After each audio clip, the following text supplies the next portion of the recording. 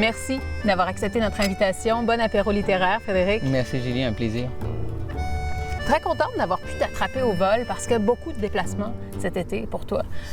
Oui, j'ai passé l'été en Europe, un mois à Paris. Ensuite, je suis allé dans le sud de la France, en Italie, je suis allé en Hongrie, en République tchèque et finalement à Berlin. Je suis revenu là, très récemment. Alors, globe-trotter et journaliste, et tu nous as donné en 2012 cet aller simple. Est-ce que c'était planifié dans ta carrière? C'était quelque part à l'intérieur de moi, je pense. Je savais qu'un jour, je risquais d'écrire un livre, donc j'avais toujours avec moi des carnets comme ça. Partout où j'allais, je prenais des notes. J'essayais d'avoir plus de matériel finalement que les simples articles que je vendais ensuite ou les reportages radio que je faisais. Et c'est comme ça que j'ai accouché d'Aller simple.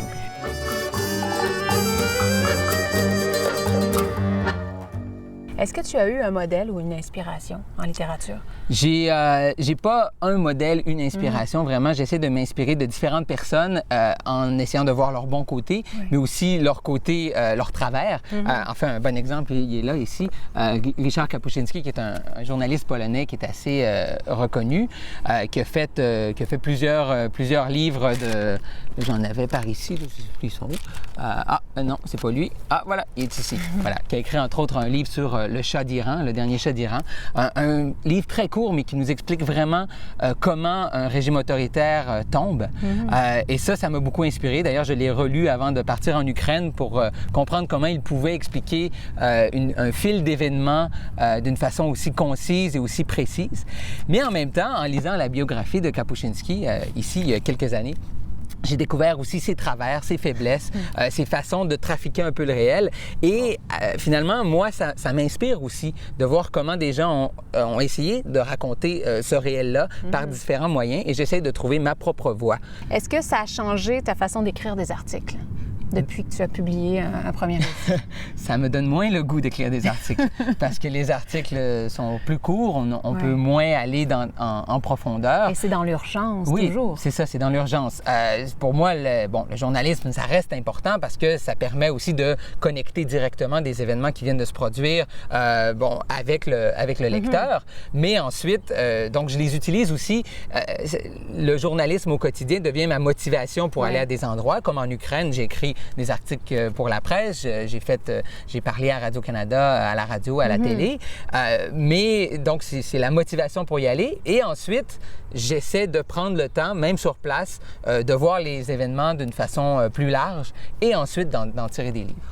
Est-ce que c'est une façon aussi de combler la solitude qui accompagne souvent ces moments-là? Oui, d'écrire, c'est de combler la solitude, d'empêcher aussi de sombrer dans la folie, à quelque part, de réussir à donner une cohérence à l'absurde, d'essayer de l'expliquer, de le rendre plus concret. Voilà, ça protège un peu aussi des événements.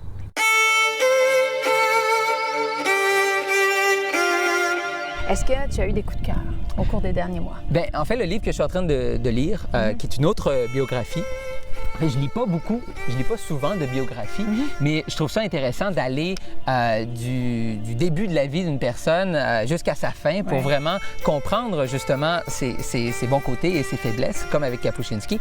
Et là, je lis la biographie de Václav Havel, qui a été le premier président de la République tchèque indépendante, en fait de la Tchécoslovaquie, ensuite de la République tchèque, qui a été l'initiateur un peu de la révolution de velours en 89, qui a fait tomber le régime communiste, mais qui, à la base, est un dramaturge, un homme de théâtre.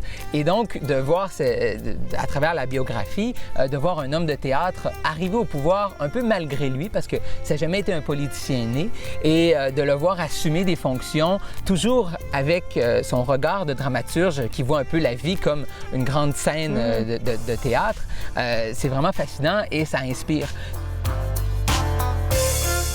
Excellente suggestion. Merci pour cet apéro. Merci. À la Croix de Sainte-Anne, C'est un endroit qui t'inspire aussi? Ah, bien sûr, parce que ça permet d'avoir une vue sur la ville, de prendre une autre perspective sur notre quotidien aussi. Hein, en regardant Chicoutimi comme ça, de l'extérieur, les voitures deviennent des fourmis un peu, et nous, voilà, on voit quelque chose de plus grand. Et c'est ce que j'essaie de faire aussi en littérature, finalement, d'aller dans les événements précis et ensuite de m'extirper et de réussir à les voir d'une façon plus large.